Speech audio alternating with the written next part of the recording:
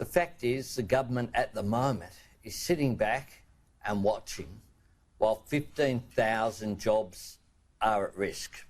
Jobs at risk for Queenslanders, where Virgin Australia has its headquarters.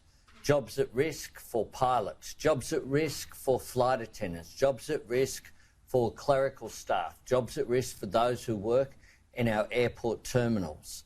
But on top of the 15,000 jobs which are there, there are also jobs at risk for the tourism sector that needs a two-airline system here in Australia. So I say to the government that it needs to do more than wash its hands of this issue.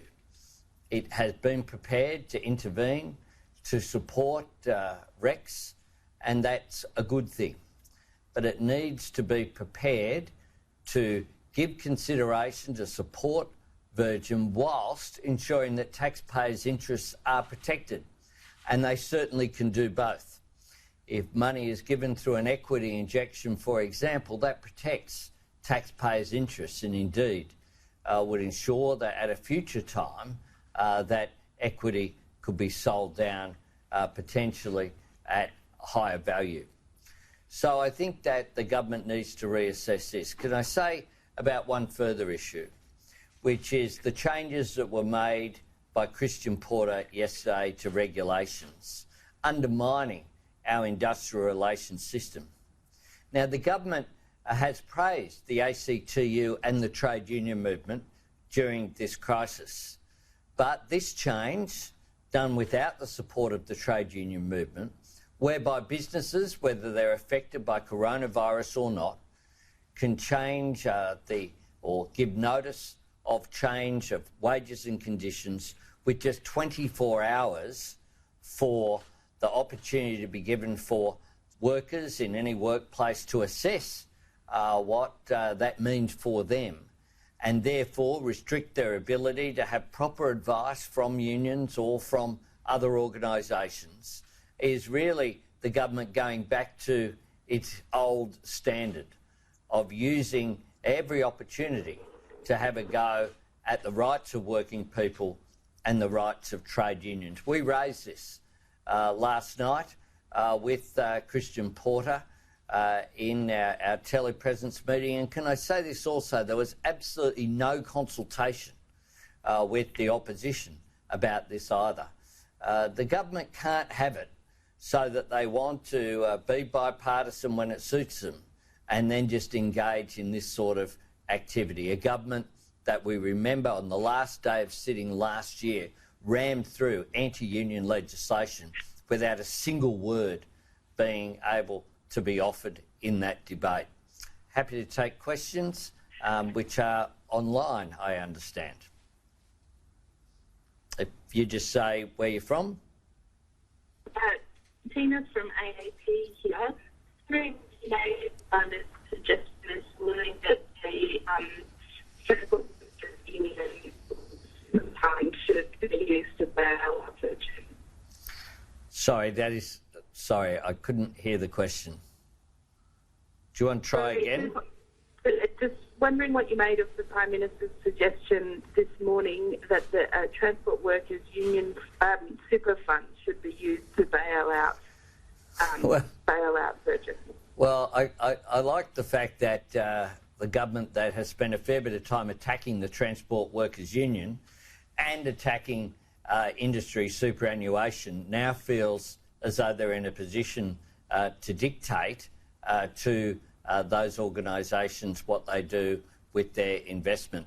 What the government is trying to do is to shake its responsibility. It has a responsibility because of the imposition, quite rightly, of constraints that are supported across the country.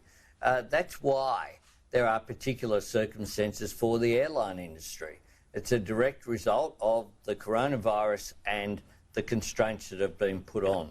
So industry superfunds will make decisions based upon their members, but the Prime Minister shouldn't abrogate the government's responsibility here. The government has been prepared to step in and provide support to Rex. It needs to explain why it is, if these jobs disappear, be very clear. The Prime Minister has had a range of positions. This is just the latest. He's also, of course, said that cabotage could be looked at. He has said that other funding options might be there in terms of the shareholders of Virgin Australia. He's done everything except some responsibility for this himself. This is a time whereby he shouldn't abrogate that responsibility. We want to protect those jobs.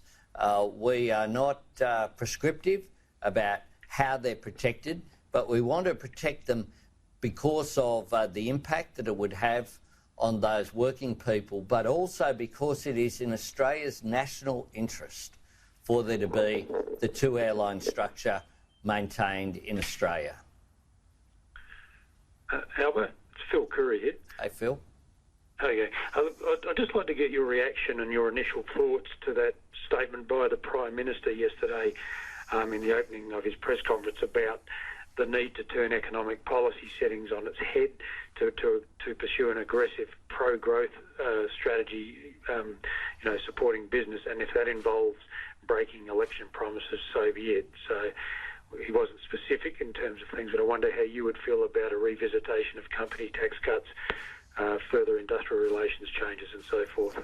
Well, what we don't want is, when we get through this crisis, is for the government to just return to its old ideological position of attacking the rights of working people. That's what we don't want. This government didn't have a large economic agenda or a reform agenda prior to the bushfires and the coronavirus crisis. This government had presided over a doubling of the debt. It had presided over productivity going backwards for 2 quarters in a row. Consumer demand flatlining, circumstances whereby the Reserve Bank had intervened to cut interest rates on multiple occasions, and an economy that was really going nowhere. And the government has been involved in a victory lap since May 2019, since they won the election. There haven't been many changes at all. And you'd recall that during the tax debate, Labor warned that it was premature and a triumph of hope over experience to say that the government could know what the economy looked like in 2023-24 and to legislate tax cuts then. That was an extraordinary position that the government took, and it was unwise. It certainly wasn't prudent. And I think that Labor's comments at that time have stood the test of time, unlike the government. That's one of the reasons why you don't say in 5 years' time tax cuts will occur without knowing what the economy looks like at that point in time, and without having an economic reform agenda. There's been no microeconomic reform under this government. They've given up on productivity. We know that wages have been not keeping up with where they should be, and the Reserve Bank was warning for the whole of last year that wages being lower was a real issue. If the government's response post this crisis is to further undermine our unions and to attack wages and conditions of working people, then that will not help the recovery. It will not help growth. Thank you. Mr Albanese, just that's Shane Wright at the SMH and the Age, just to follow on from Phil, does, like the Prime Minister said, both the RBA and Stephen Kennedy saying you can't have the same sort of policy mix if you want to get real growth going post-virus. Does that mean for the Labor Party and its own policy development you're going to have to rethink things? We were already developing policies to support growth. So there's nothing new in that for us. we wanted to see higher wages. We wanted to see higher productivity. We wanted to see more investment in infrastructure. We wanted to see support for training in particular, so that Australians were available with the skills for the jobs of the future. I gave 2 vision statements last year, one in Perth about the jobs of the future, that outlined an agenda for Jobs and Skills Australia being created, that outlined an agenda for where new job opportunities would be, using industry policy to drive the industries of the future, support for advanced and high-value manufacturing here in Australia. And I did a further one in Brisbane on the economy as well that was focused on productivity. So there's nothing new for Labor in this. What might be new for the government is a government that essentially was coasting and basking in their victory made last year, and really didn't have an agenda. When Parliament sat at the beginning of this year, we didn't have very much legislation before the Parliament at all. And can I say that Labor welcomes the fact that last night we agreed that Parliament would resume in the second week of May. That's something that Labor has been calling for. We should be sitting in the normal pattern. There's no reason why that can't occur. We expect Australians to go to work if you're a nurse or a teacher or a cleaner or someone who's a part of our essential services, including supermarket workers, childcare workers. There's no reason why parliamentarians can't, as we have the last 2 times we've met in a way that protects the health of both parliamentarians and people who work at Parliament House, but do the work that we're elected to do, protecting the national interest. Mr Albanese, it's Matt Doran from ABC News here. Just picking up on that, what you were saying there about Parliament. Have you had any discussions following what Mr Morrison said yesterday about the potential for Parliament coming back sometime in May for a trial sitting? Have you had any discussions as to when exactly in May that would happen, what sort of how that would occur? And secondly, the UK Foreign Secretary Dominic Raab has said that his country will have to rethink its relationship with China after the coronavirus pandemic, and certainly the rhetoric from the federal government here, from people like the Home Affairs Minister Peter Dutton, has been that China has serious questions to answer about how it dealt with the outbreak in the first instance and how it's managed it since. Does Labor agree that China needs to be more transparent here and that this will prompt a rethink of the broader relationship? Well, I'm going to attempt a natural segue between your 2 questions. The first of which is regarding Parliament. It's been agreed, and we'll work through the details, that Parliament will sit in the second week of May, beginning on either May 11 or 12, around that date, and we'll sit for 3 or 4 days of that week in the normal way. I'm not quite sure why the Prime Minister used the word test. The fact is that we have met successfully twice already. If we need to meet with restricted numbers, that's fine. We can agree on a pairing arrangement, and Labor will certainly agree with that. Those details will be sorted out by the Leader of the House and the Manager of Opposition Business in conjunction with the Senate and the Senate President, as well as the Speaker, the managers in both houses.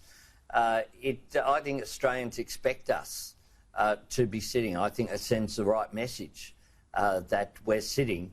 And I say that it's not, as I've said consistently, it's not just to deal with the coronavirus crisis. Governments need to continue to do work on economic policy, social policy, environmental policy. It'll be interesting, for example, to see whether the principle that the government has discovered with regard to recent events of listening to the science applies to climate change, for example. So these are all issues that we need to deal with. Things just don't stop, and if you if you don't move forward, the world moves past you. And the other principle that's important is one of the great distinctions between Australia and China is that we are a democracy. Democracies require Parliament to meet.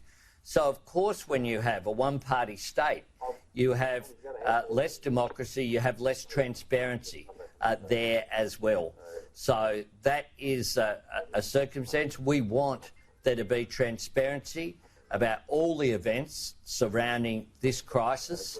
China needs to be transparent about it because the world needs to know not just what happened as a matter of record, but they need to know so that it can be avoided this happening ever again. Albo, Tegan George from... Maybe, can I just say, Tegan, if people aren't... I'll give everyone a go, but if you're not speaking, if you could go on mute, please. Tegan? Albo, have you pre-ordered Malcolm Turnbull's memoir? I haven't pre-ordered. I'm old-fashioned. I go into a bookstore and buy my books. I love bookstores. There's a fantastic one, Glue Books at Dulwich Hill, in my electorate. It's better read than dead at Newtown. A big shout out to book retailers out there.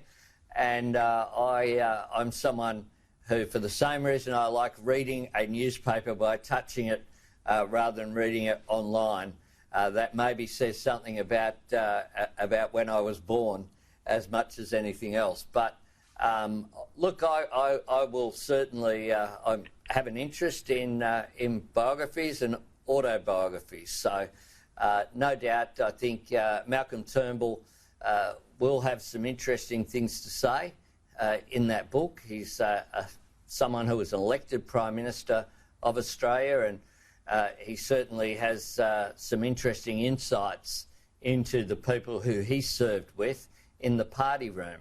But you know, I'm sure that his comments that he made when he said that he'll refer to the events of him being removed as Prime Minister and Scott Morrison's role in that.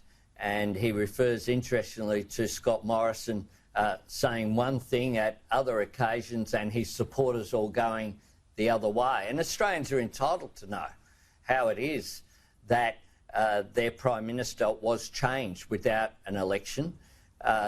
We asked in Parliament why Malcolm Turnbull was removed multiple times to Scott Morrison and didn't receive an answer. People will recall Scott Morrison standing in the Prime Minister's courtyard with Malcolm Turnbull and saying that he had Malcolm Turnbull's back.